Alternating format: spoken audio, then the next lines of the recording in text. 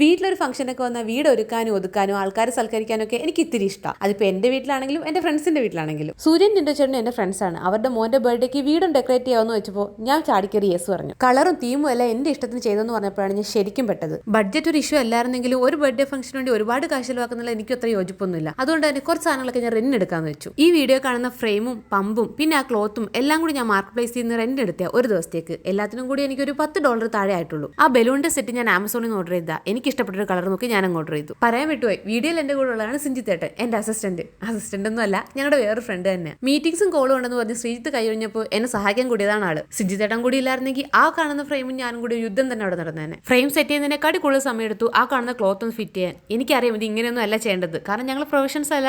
എനിക്ക് അറിയാവുന്ന രീതിയിൽ ഞങ്ങൾ കെട്ടിപ്പൂട്ടിയൊക്കെ വെച്ചേക്കും. അത് ബലൂൺസ് വീർപ്പിച്ചു തുടങ്ങിയപ്പോഴാണ് മനസ്സിലായത് അത് പലതും പല സൈസാണെന്ന്. പിന്നെ അതെല്ലാം ഒന്ന് സോർട്ട് ചെയ്യാൻ വേണ്ടി കുറച്ചധികം നേരം എടുത്തു. അതായത് പറഞ്ഞു വരുമ്പോൾ ഇത് 2 മിനിറ്റ് വീഡിയോ ആണെങ്കിലും ഓരോ കാര്യം ചെയ്യാനും ഞാനൊരു അരമണിക്കൂറെങ്കിലും മിനിമം എടുത്തിട്ടുണ്ട്. ഡെക്കറേഷൻ ചെയ്യാൻ പറ്റുമെന്ന് ചോദിച്ചപ്പോൾ ഇതിനു മുന്നേ ചെയ്തിട്ടില്ലെന്നോ എനിക്ക് അറിയത്തില്ലെന്നോ പറഞ്ഞ് ഒഴിഞ്ഞു മാറാൻ എനിക്ക് തോന്നിയില്ല. അതുകൊണ്ടാണ് ഇങ്ങനെ ഓരോ കാര്യത്തും കുറേ സമയം എടുക്കുന്നത്. നോ പറയാൻ എളുപ്പമാണ്, പക്ഷെ നമ്മളൊന്ന് ട്രൈ ചെയ്ത് സക്സസ് ആയി അപ്പോൾ കിട്ടുന്ന ഒരു സാറ്റിസ്ഫാക്ഷൻ ഉണ്ടല്ലോ, അത് പറഞ്ഞറിയിക്കാൻ പറ്റത്തില്ല. പക്ഷെ പരാജയപ്പെട്ടാലും പ്രശ്നമൊന്നും ഉണ്ടാകത്തില്ല എന്ന് ഉറപ്പെടുത്ത് മാത്രമേ ഈ യെസ് പറയാൻ നിൽക്കാവൂ. ഫ്രണ്ട്സിലുപരി ഇവരെല്ലാം എൻ്റെ ഫാമിലി തന്നെയാണ്. അതുകൊണ്ട് എനിക്ക് ആ പേടിയില്ലായിരുന്നു. പിന്നെ ഇത് ചെയ്തു തരുന്നവരെ സജഷൻ പറയാനോ പ്രോഗ്രസ് വെക്കാനോ അവരാരും അങ്ങോട്ട് വന്നേ ഇല്ല. ആ ഒരു ട്രസ്റ്റ് തന്നെയായിരുന്നു എൻ്റെ സ്ട്രെങ്ത്. ബലൂൺ വെറുപ്പിക്കാൻ സിഞ്ചിത്തേട്ടനും അത് കെട്ടാൻ ഞാനും. കെട്ടുന്ന അത്ര എളുപ്പമുള്ള പരിപാടി അല്ല കേട്ടോ. 100-120 ബലൂൺ കെട്ടി വന്നപ്പോഴത്തേക്ക് എൻ്റെ കയ്യിൽ പരിവായി. ഇത്രയും പ്രോസസ് ചെയ്തതിന് ഡബിൾ സമയം എടുത്തിട്ടാണ് ഈ ഫ്രെയിമിൽ ഈ ബലൂൺ ഒന്ന് ഫിറ്റ് ചെയ്തത്. ഇത് പ്രൊഫഷണലായിട്ട് ചെയ്യുന്ന ആരെങ്കിലും ഈ വീഡിയോ കാണുന്നുണ്ടെങ്കിൽ ഇത് ഇങ്ങനെയൊന്നും അല്ലടാ എന്ന് കമന്റ് ഇട്ടേക്കരുത്. ഇത് ഇങ്ങനെ അല്ലെന്നേ. ഫംഗ്ഷന് വരുന്നവർ അയ്യേ എന്ന് പറയരുത്, അതാണ് നമ്മുടെ ലക്ഷ്യം. ഫൈനൽ ലുക്ക് കണ്ടിട്ട് നിങ്ങൾ തന്നെ പറ അയ്യേ എന്ന് പറയോ ഇല്ലയോ എന്ന്. അപ്പൊ അടുത്ത തവണ നോ പറയുന്നതിന് മുന്നേ പാളി പോയാലും കുഴപ്പമില്ല എന്നുള്ളിടത്താണെങ്കിൽ നിങ്ങളൊന്ന് ട്രൈ ചെയ്ത് നോക്കിക്കോ. ചെയ്ത് കഴിഞ്ഞപ്പം എനിക്ക് സിഞ്ചിത്തേട്ടന് ഇഷ്ടമായി. ഞങ്ങൾക്ക് പുതിയ ഐഡിയ ഒക്കെ വന്നിട്ടുണ്ട്, ബിസിനസ് ഐഡിയ.